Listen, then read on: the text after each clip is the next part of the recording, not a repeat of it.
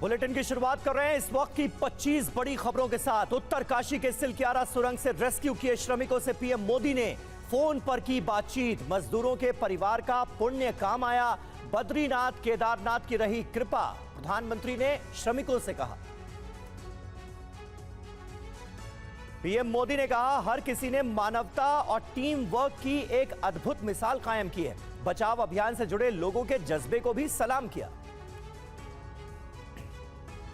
प्रधानमंत्री मोदी बोले, rescue operation की सफलता हर किसी को भावुक करने वाली रही। सभी श्रमिकों ने संयम और साहस का परिचय दिया।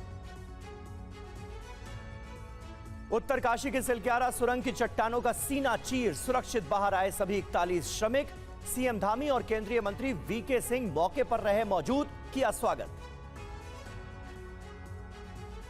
टनल से निकाले गए श्रमिकों का वीडियो भी सामने आया। पाइप से निकलते दिख रहे श्रमिक। टीवी9 भारतवर्ष पर श्रमिकों के निकलने का वीडियो सामने आया। सीएम धामी का ऐलान, श्रमिकों को उत्तराखंड सरकार देगी 1-1 लाख रुपए की सहायता राशि। श्रमिकों को मिलेगी 1 महीने की छुट्टी। राज्य सरकार करेगी घर जाने की व्यवस्था।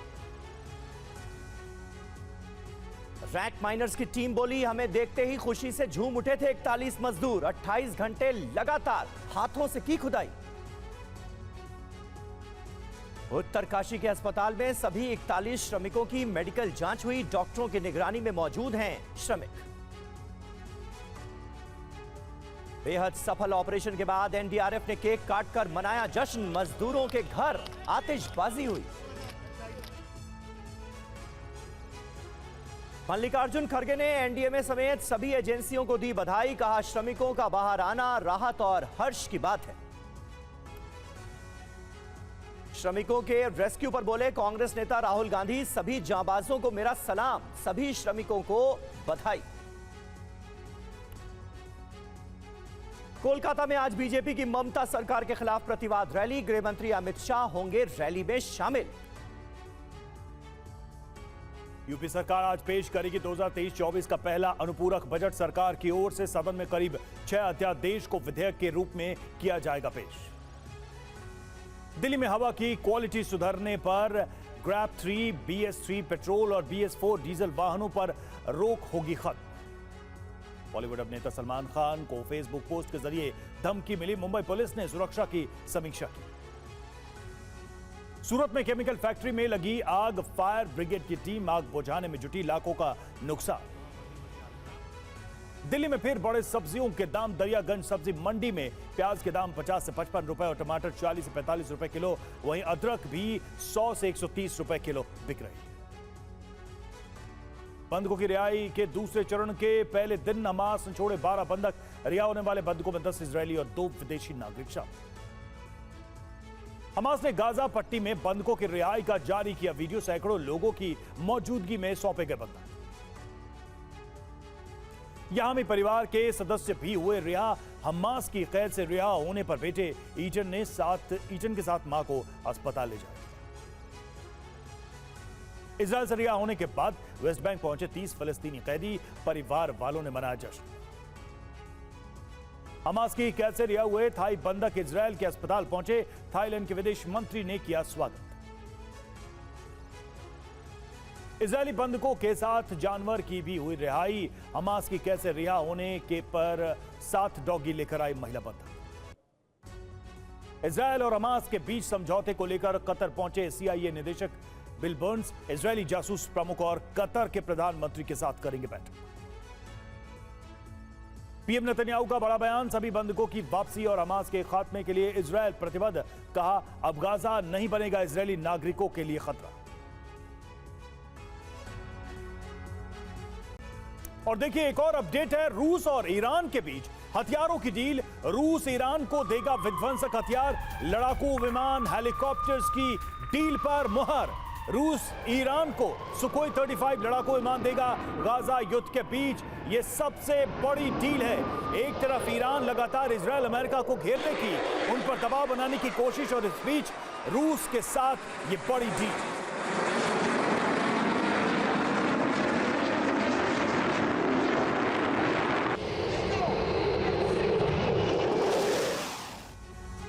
जी हां, तो एक तरफ रूस, चीन और ईरान एक प्लेटफॉर्म पर खड़े नजर आते हैं और दूसरे प्लेटफॉर्म पर अमेरिका और इजराइल जैसे मुल्क हैं और ये आग और भड़कती नजर आ रही है। रूस ईरान की डील विश्व युद्ध का खतरा कैसे बढ़ा रही है, अब जरा आप ये समझिए ये खबर क्या है। रूस और ईरान के बीच सबसे बड़ी हथियार डील हुई है।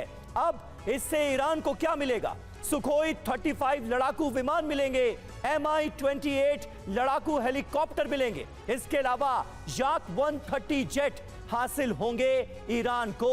मकसद इसका क्या है? ईरान की वायुसेना को मजबूत करना। ईरान के पास अभी कुछ स्ट्राइक विमान मौजूद हैं और निश्चित तौर पर इस डील के बाद ईरान और ज्यादा मजबूत होगा। तो सवाल यही है कि ये जो गठबंधन बन रहा है रूस, ईरान, चीन, क्या इससे तैयार हो रहा है परमाणु युद्ध का सीन? क्योंकि लगातार ये गठबंधन जिस तरीके से आगे बढ़ रहा है, एक नई गुटबाजी यहां पर देखने को मिल रही है वैश्विक स्तर पर। देखिए, ईरान की ताकत बढ़ी तो क्या होगा ये समझना होगा। रूस के इशारे पर अमेरिका को ईरान चुनौती देगा और बढ़कर चुनौती देगा। लगातार तनाव तो बढ़ा ही है और गाजा जंग के विस्तार की आशंका भी इससे बढ़ जाएगी। मिडिल ईस्ट में युद्ध का नया मोर्चा भी खुल सकता है ईरान की ताकत बढ़ने पर। जी हां, ईरान को चीन से भी समर्थन हासिल है। चीन, रूस और ईरान एक साथ नजर आते हैं और हुती और हिजबुल्लाह जैसे संगठन इससे और मजबूत होंगे, इसकी भी आशंका है। मिडिल ईस्ट में शक्ति संतुलन को यह प्रभावित करेगा। अब देखिए, जरूरी बात क्या है, ईरान पर कई तरह के पश्चिमी प्रतिबंध लगे हुए हैं। प्रतिबंधों की वजह से सैन्य शक्ति बढ़ा नहीं पा रहा है ईरान, लेकिन मंशा यही है, खुद को और ताकतवर बनाना। सऊदी अरब, यूएई, अमेरिका हथियार ना देने की वकालत करते हैं और ईरान की बढ़ी हुई ताकत पूरे मिडिल ईस्ट पर असर डाल सकती है, इसकी संभावना है। और फिलहाल जो इजराइल के साथ हमास का युद्ध चल रहा है, उसमें भी ईरान की बड़ी भूमिका से कोई इनकार नहीं कर सकता। हमारे साथ दो बहुत खास मेहमान मौजूद हैं। मेजर जनरल संजय सॉय साहब हमारे साथ हैं और प्रोफेसर संजय भारद्वाज हमारे साथ मौजूद हैं। सॉय साहब, ये बड़ी डील और रूस का यूं ईरान के साथ मजबूती से खड़ा होना, खास तौर पर अगर हम बात करें गाजा युद्ध की, बैटल ऑफ गाजा की, तो उस पर कितना असर डालता हुआ नजर आ रहा है? ईरान तो मजबूत हो ही रहा है। बिल्कुल समीर, ऐसा है कि मेरे हिसाब से दुनिया एक शतरंज की बिसात है और जहां पर मोहरे चले जाते हैं और जिसके द्वारा दुनिया का फैसला किया जाता है, और खिलाड़ी हैं रशिया, अमेरिका, चाइना।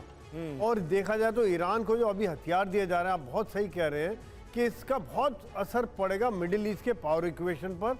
और इस समय में जो जंग चल रही है इजराइल हमास की, हालांकि शायद हमास को ये सपोर्ट ना पहुंच पाए, पर अगर ये हथियार ईरान के द्वारा हिजबुल्लाह को मिलते हैं और हुथी को मिलते हैं, तो उसका एक डायरेक्ट असर इजराइल के ऊपर पड़ेगा, उनकी सुरक्षा के ऊपर।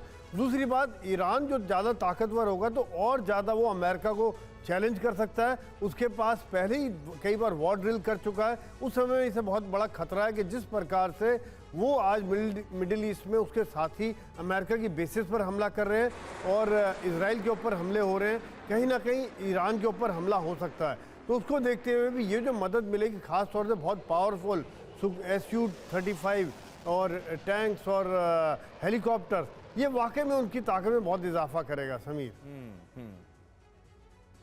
बिल्कुल। और देखिए, इस बीच एक और अहम खबर है, उससे जल्दी से अपने दर्शकों को वाकिफ करा दें। हमास के खिलाफ इजराइल का बड़ा एक्शन नजर आया है। वेस्ट बैंक के जेनिन में चलाया गया बुलडोजर, हमास के ठिकानों को तबाह किया गया है इस ताजा एक्शन में।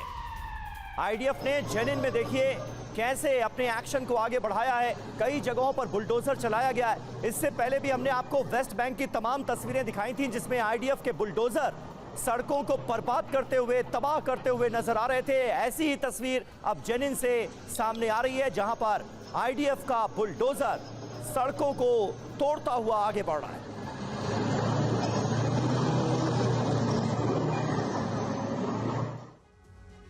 और गाजा जंग की बात करें तो इस जंग में इजराइल ने 1 लाख गोले दागे हैं और इजराइल ने गाजा में 90,000 गोले दागे हैं। लेबनान में 10,000 बार गोलाबारी की गई है। तो जबरदस्त तरीके से एम्यूनिशन का इस्तेमाल यहां पर किया गया है और अंदाजा लगाया जा सकता है कि जो बड़ी तबाही हुई है उसके पीछे की वजह क्या है।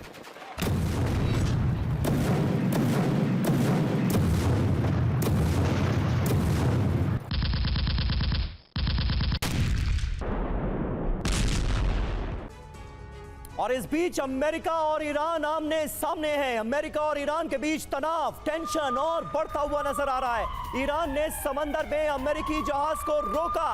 हॉर्मुज़ स्ट्रेट में अमेरिकी युद्धपोत को रोक दिया ईरान ने। ये बड़ी खबर इस वक्त आपके सामने। ईरान ने अमेरिकी युद्धपोत का वीडियो जारी किया है। ये देखिए, तस्वीरें आपके सामने हैं। हॉर्मुज़ स्ट्रेट में वॉरशिप को रोका गया है और वो भी सुपर पावर अमेरिका को ईरान ने दी है चेतावनी। समंदर में अमेरिकी जहाज को रोक दिया है ईरान ने।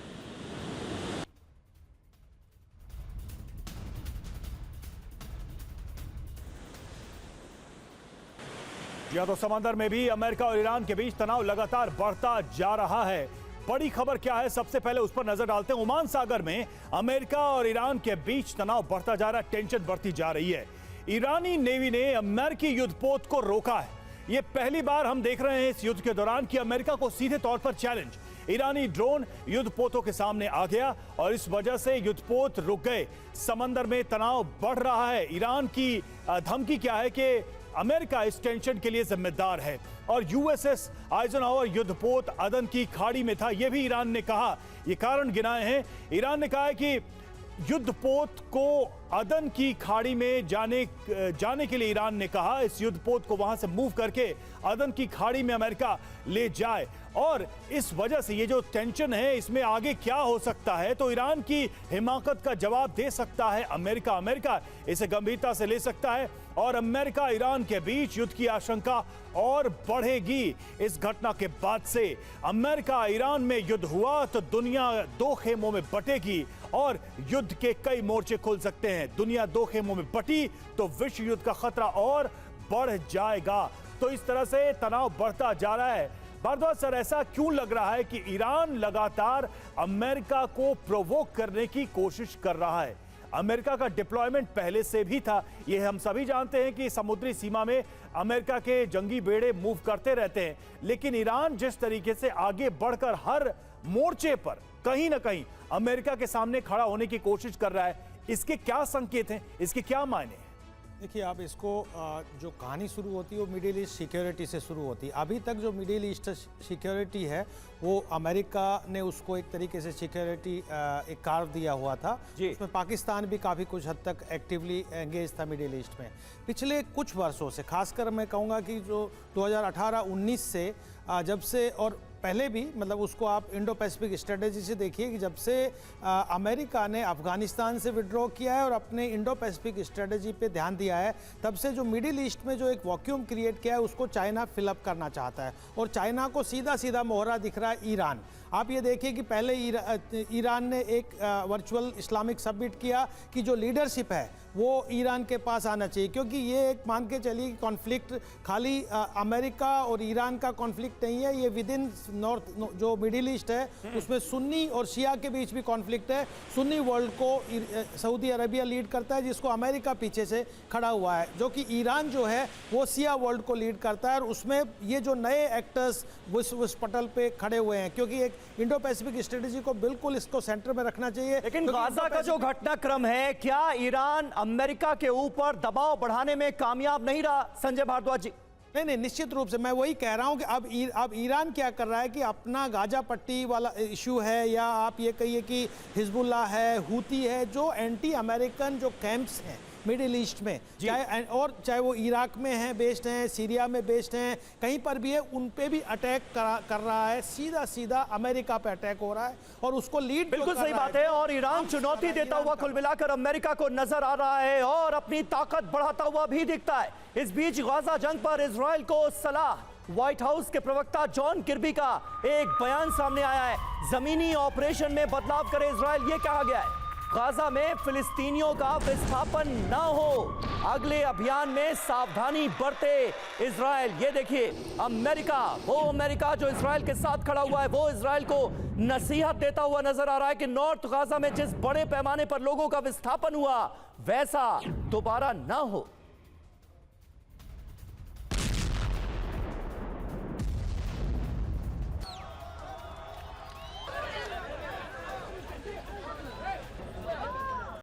और इन सब के बीच हूती विद्रोही भी एक्टिव है। G7 की हूती विद्रोहियों को इस बीच धमकी आई है। अगवा जहाज को रिहा करने को कहा है। जी हां, हूती विद्रोहियों ने जहाज को अगवा कर लिया और उसके बाद अब देखिए ये चेतावनी आई है, इजरायली शिप को धमकी देना बंद करे हूती, समंदर में जहाज को न रोके। हूती विद्रोही G7 की तरफ से हूती विद्रोहियों को ये चेतावनी दी गई है।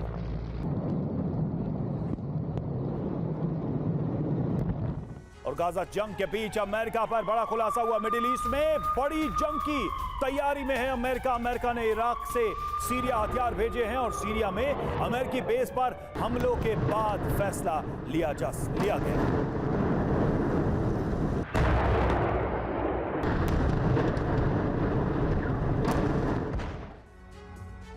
तो देखिए, अमेरिका की जंग की तैयारी महाविनाशकारी नजर आ रही है। बड़ी खबर क्या है? सीरिया में बड़ी तैयारी में है अमेरिका। किस तरह की तैयारी है? सीरिया से ईरान को जवाब देने की तैयारी में है अमेरिका। और निश्चित तौर पर अमेरिका के लिए इस वक्त ईरान बहुत बड़ा सिरदर्द बना हुआ है। क्या किया गया है? एंटी ड्रोन और मिसाइल सीरिया भेज दिए गए अपने बेस पर। जाहिर है जो सीरिया में अमेरिकी बेस है वहां पर विध्वंसक हथियार तैनात कर दिए गए। अल हसाका बेस की सुरक्षा और ज्यादा कड़ी कर दी गई है क्योंकि अमेरिकी बेस भी इस वक्त ईरानी मिलिशिया के निशाने पर हैं।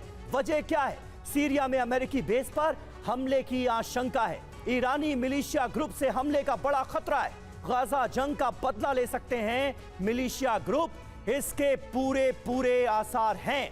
लिहाजा अमेरिकी बेसिस की सुरक्षा भी बढ़ाई जा रही है संजय सोय साहब। और आने वाले वक्त में ईरान अगर और आगे बढ़ता है तो उससे मुकाबला कैसे करना है, इसकी भी तैयारी की जा रही है। क्या ये तैयारियां जरूरी हैं?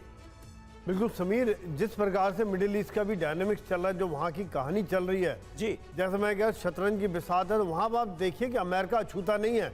इसकी जो बेसिस हैं, काफ़ी बेसिस सीरिया में, इराक में, सऊदी अरेबिया में, कतार में, ओमान में, सब जगह इनकी बेसिस है।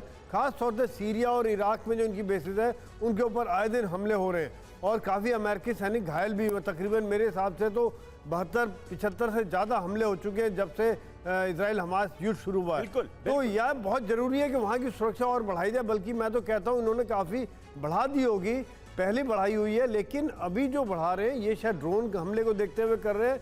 दूसरी बात, जिस प्रकार से ईरान को और हथियार मिल रहे हैं तो कहीं ना कहीं वहाँ और बिल्डअप करें, क्योंकि जो ईरान को जो हथियार अगर रशिया से आते हैं या चाइना से कुछ इनडायरेक्ट सपोर्ट मिलती है तो उसका असर क्या इन मिलिशिया ग्रुप्स पर जो इराक में और सीरिया में है, और क्या उसका असर हूती, हिजबुल्ला और हमास के ऊपर पड़ेगा। क्योंकि अगर हूती ने भी पहले कई बार कोशिश कर लिया है अमेरिका की बेसिस पर हमला करने की, उनके शिप्स पर हमला करने की, तो बड़ा ज़रूरी है यहाँ पर कि अमेरिका अपने इन बेसिस को स्ट्रॉन्ग करे। मैं बल्कि ये सोच रहा हूँ कि एक समय शायद ऐसा आएगा कि अमेरिका कहीं ना कहीं ईरान की बेसिस पर हमला शायद करने की सोच रहा होगा। बड़ी खबर के साथ और सबसे पहले आपको दिखाते हैं रूस और यूक्रेन युद्ध से जुड़ी 10 बड़ी ब्रेकिंग न्यूज। पहली खबर आपके सामने ये रही, खार्किव में रूस का बड़ा झटका, आगे बढ़ रहा है टैंक पर यूक्रेन का हमला। यूक्रेन ने हमला कर रूसी टैंक उड़ा है।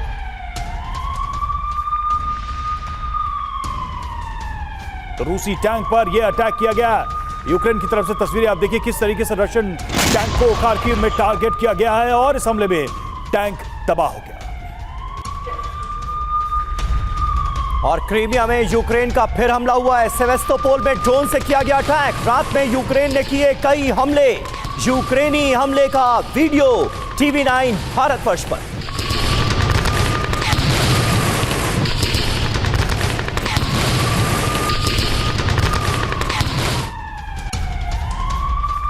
और रूसी टैंक पर यूक्रेन का ड्रोन अटैक। यूक्रेनी हमले में रूसी टैंक तबाह, हमले में जलकर खाक हुआ रूसी टैंक।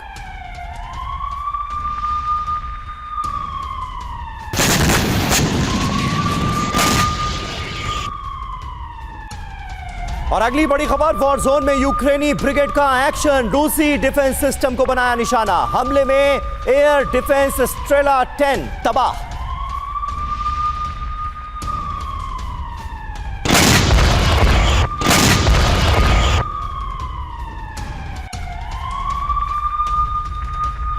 और लेपर्ड टैंक पर रूस का हमला, टारगेट प्रैक्टिस कर रही रशियन आर्मी। कबाड़ लेपर्ड टैंक पर टारगेट प्रैक्टिस।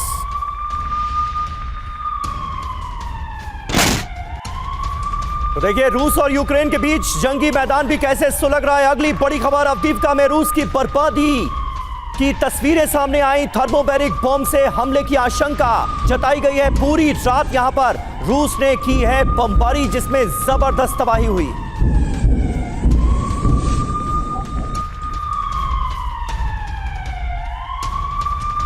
स्वास्तिक के जंगलों में भीषण आग और यूक्रेन का टैंकों से भीषण हमला। रूसी ठिकानों को निशाना बना रही है यूक्रेनी आर्मी।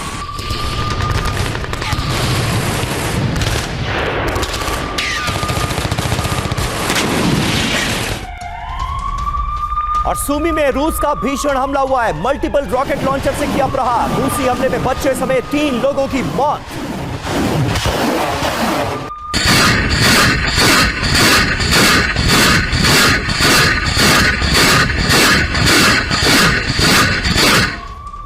और जंग के बीच रूस में नया सर्वे, 75% रूसी जंग के समर्थन में। यूक्रेन से समझौता नहीं चाहते हैं 75% रूसी लोग।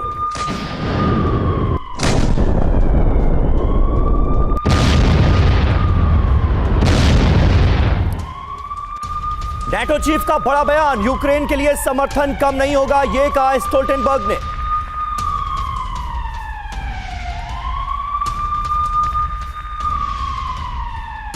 तो देखिए इस तरह के अतिवादी बयानों के आने का सिलसिला भी जंग के बीच लगातार जारी है। इजराइल का बदला, ईरान पर हमला, इसकी सलाह दी जा रही है इजरायली मीडिया में। और कहा यह जा रहा है कि अमेरिका को ईरान पर हमला कर देना चाहिए, क्योंकि ईरान इजराइल को खत्म करना चाहता है। इजराइल पर परमाणु बम से हमले की साजिश रची जा रही है। ईरान को रोकने के लिए अमेरिका बमबारी कर दे ईरान के ऊपर, यह सलाह तक दी जा रही है। इजराइल ईरान के खिलाफ नहीं जीत सकता। लेबनान में हूती विद्रोहियों को भी ईरान का समर्थन है। हूती के पास हमास की तुलना में 10 गुना ज्यादा मिसाइलें मौजूद हैं। इस तरह के दावे, इस तरह की सलाह दी जा रही है इजरायली मीडिया में।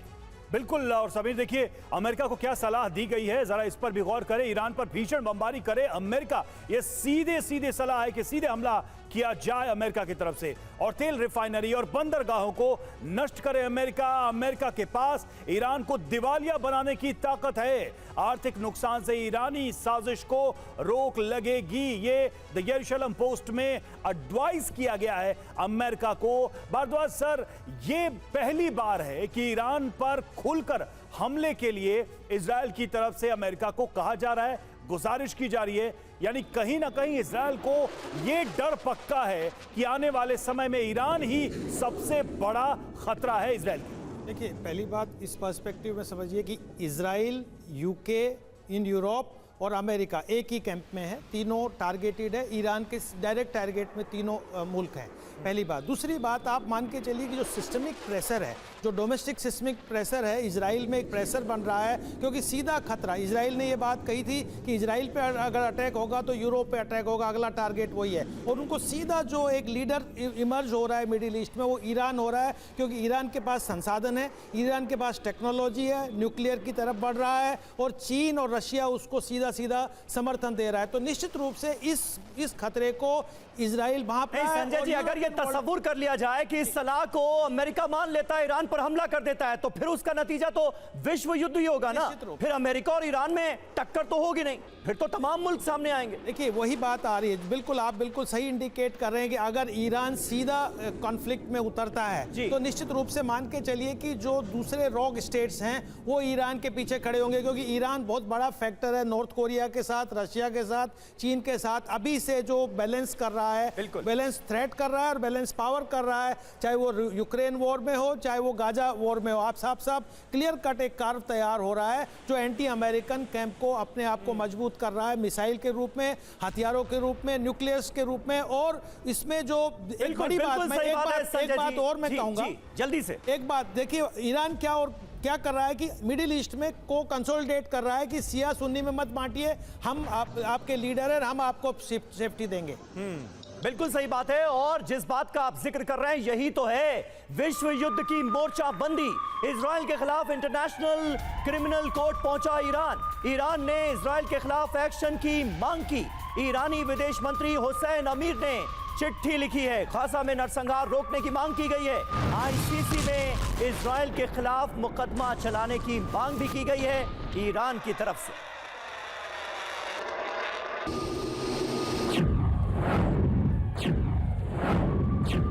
तो रासायनिक हथियारों को लेकर क्या कहा गया है, जल्दी से उस पर भी गौर करते हैं। ईरान का आरोप क्या है, सबसे पहले उस पर नजर डालते हैं। ईरान के रासायनिक हथियार इस्तेमाल की आशंका है, ये एक बड़ा डाउट है और इसमें केमिकल हथियार की बात की जा रही है, जैसे नर्व एजेंट, सारिन, इन सारे केमिकल हथियारों का इस्तेमाल करने की बात कही जा रही है। ताबुन, मस्टर्ड गैस, इन सब का इस्तेमाल करने की बात कही जा रही है। जी हां, इसके अलावा फॉस्जन गैस, ब्लड एजेंट, इन सब का इस्तेमाल किया जा सकता है। आपको बता दें जिनका हम जिक्र कर रहे हैं वो खतरनाक कितने हैं। दम घोट सकते हैं, ये सांस लेने में इनके जरिए दिक्कत हो सकती है, जान तक चली जाती है लोगों की। सवाल है कि क्या जानबूझकर केमिकल वेपन का जिक्र किया गया है? क्या ये हमास की क्रूरता से ध्यान भटकाने की कोशिश है? इजराइल पर इतने संगीन आरोप लगा दो कि इजराइल ने जो झेला है वो दुनिया भूल जाए। क्या इजराइल के खिलाफ दुनिया को भड़काने की ये साजिश है संजय भारद्वाज जी, जो हमें इस वक्त नजर आ रही है कोशिशें ईरान की? देखिए, दो आपके माध्यम से दो बात कहना चाहता हूँ। पहली बात ये अपोलोजेटिक बिहेवियर है कि अब देखिए अमेरिका और उनके पास एडवांस हथियार है, न्यूक्लियर वेपन्स हैं, केमिकल वेपन्स हैं, कभी भी इस्तेमाल। तो ये ईरान एक बैकग्राउंड तैयार कर रहा है अपोलोजेटिक बिहेवियर लेके कि हम भी तैयार है, हम करेंगे तो इसको आप मत कीजिए। दूसरा जो नैरेटिव क्रिएट किया जा रहा है वो ईरान के माध्यम से कि अगर पुतिन वॉर क्रिमिनल है तो क्यों नहीं नेतन्याहू क्यों नहीं वॉर क्रिमिनल है, वो भी हमास में वही कर रहे हैं जो पुतिन यूक्रेन में कर रहे हैं। ये एक तरीके के नैरेटिव और काउंटर नैरेटिव क्रिएट कर इजराइल पर तो आरोप लगाए जा रहे हैं। मैंने जिस बात का जिक्र किया तो तमाम जो अंतर्राष्ट्रीय संस्थाएं हैं उनमें से किसकी हिम्मत हुई ईरान से सवाल करने की कि आप हमास के साथ खड़े हैं, वो हमास जिसने इस युद्ध की शुरुआत की? नहीं, निश्चित रूप से यही तो मैं वही बात कह रहा हूं कि जो इंटरनेशनल डिस्कोर्स क्रिएट किया जा रहा है उसको ईरान अल्टरनेटिव डिस्कोर्स क्रिएट करके अपना पक्ष मजबूत कर रहा है और जो वेस्ट है उसको लेट डाउन कर रहा है। लेकिन मैं एक बात कहना चाहता हूं, अभी भी वेस्टर्न कंट्रीज लिबरल डेमोक्रेसी है, ईरान एक रॉक स्टेट है। ज़्यादा खतरा जो दुनिया को है वो ईरान से है, कोई भी नॉर्थ कोरिया से है, चीन से है, रशिया से है, निश्चित रूप से, क्योंकि वो अपने एग्जिस्टेंशियल और अपने प्रभुत्व के लिए लड़ाई लड़ रहे हैं। अमेरिका पहले से डोमिनेट पावर और स्टेटस को मेंटेन करना चाहता है। तो मान के चलिए कि खतरा जो है रॉक स्टेट से, डेमोक्रेटिकली वो रेस्पॉन्सिबल अपनी जनता के प्रति नहीं है, जो कि बाकी देश, भारत हुआ, अमेरिका हुआ, यूके, जनता के लिए जवाबदेह तो है। ये लोग तो जवाबदेह नहीं है और कहीं किसी एक्सटेंट तक जा सकते हैं, दुनिया को एक तरीके से खतरे की तरफ ले जा सकते हैं। लेकिन जिस नजरिए से आपने रूस और ईरान को रोक स्टेट कहा, उस नजरिए से अमेरिका रोक स्टेट क्यों नहीं कहा जा सकता? फिर पलटकर यह भी सवाल होगा संजय जी। नहीं, निश्चित रूप से देखिए, अमेरिका को रोग स्टेट आप मान के चलिए कि डेमोक्रेसी है, डेमोक्रेसी आज के दिन वेल एक्सेप्टेड ठीक है, ये एक पॉइंट आपने बताया। इस बीच देखिए, हूती विद्रोहियों की इजराइल को धमकी सामने आई है। हूती विद्रोहियों ने वॉर वीडियो जारी किया है। वीडियो के जरिए हूती ने अपनी ताकत दिखाई है। समंदर में यमन की नेवी की ताकत दिखाई गई है। ये देखिए किस तरह से हूती विद्रोही समंदर को सुलगाने के मिशन में लगे हुए हैं। ये तस्वीरें जारी करके वक्त वक्त पर बताया जा रहा है कि हूती विद्रोहियों की ताकत कितनी बड़ी है और इजरायली जहाजों के लिए ये कितना बड़ा खतरा है। बिल्कुल, तो हूती विद्रोहियों की ललकार, गाजा जंग के बीच लेबनान की मोर्चाबंदी और समंदर से नया मोर्चा खोलने की ये सारी तैयारी नजर आती है। हूती ने यमन की नेवी की ताकत दिखाई, अपनी शक्ति का प्रदर्शन किया। हूती की रणनीति क्या है, हूती विद्रोहियों की प्लानिंग क्या है? हमास के बाद इजराइल के खिलाफ मोर्चा खोलना और ईरान के समर्थन से युद्ध की तैयारी में ये जुटा हुआ है। जमीन और समंदर से भी जंग की तैयारी है। जंग में हूती मौजूद है और गाजा जंग के खिलाफ इजराइल पर हमला, ये भी तैयारी है। यमन से कई बार इजराइल पर मिसाइलें भी दागी गई हैं और ईरानी इशारे पर शिप को अगवा करने का भी आरोप हूती विद्रोहियों पर लगा है। संजय सोई सर, कहीं इस युद्ध का दायरा बढ़ाने की जो प्लान नंबर सी है वो हूती विद्रोही तो नहीं है, क्योंकि हमास और हिजबुल्लाह तो अभी तक सफल नहीं हुए। कहीं हूतियों के माध्यम से दुनिया के अलग अलग देशों को इस युद्ध की तरफ खींचने का मकसद तो नहीं? नहीं, देखिए, ये जो वीडियो आ रहे हैं, जिस प्रकार की फोटो आ रही हैं, बड़े अच्छे एडिट किए हुए हैं, काफ़ी अच्छे बनाए हुए हैं और ये एक तरह से ज़्यादा प्रोपेगेंडा बहुत ज़्यादा है। अभी देखिए जिस प्रकार से डिस्टेंस है उनका 2200 किलोमीटर के लगभग इजराइल से है, तो कोई डायरेक्ट मिसाइल या रॉकेट्स का बहुत ज़्यादा खतरा नहीं हो सकता है। जो होगा तो उसको डिस्ट्रॉय किया जा सकता है। अमेरिका के शिप्स डिप्लॉयड है लाल सागर में, इसराइल के शिप्स डिप्लॉयड हैं जो रास्ते में बर्बाद करें, लेकिन ये कहीं ना कहीं इनके लड़ाके अगर हिजबुल्लाह के साथ या सीरिया होते हुए वेस्ट बैंक की तरफ जाते हैं तो वो एक खतरा हो सकता है। दूसरी बात यह है कि इसमें सबसे बड़ा खतरा सऊदी अरेबिया को हो रहा है, क्योंकि सऊदी अरेबिया और हुती की शुरू से ही लड़ाई रही है। कहीं ना कहीं वो उन्होंने कई बार कोशिश की सऊदी अरेबिया को नुकसान पहुंचाने की, तो यही वजह है कि बिल्कुल सही बात है। और समंदर में जो पूरा व्यापारिक रूट है उसको डिस्टर्ब इस वक्त करते हुए नजर आ रहे हैं हुती विद्रोही, जो पूरी दुनिया के लिए चिंता का सबब है।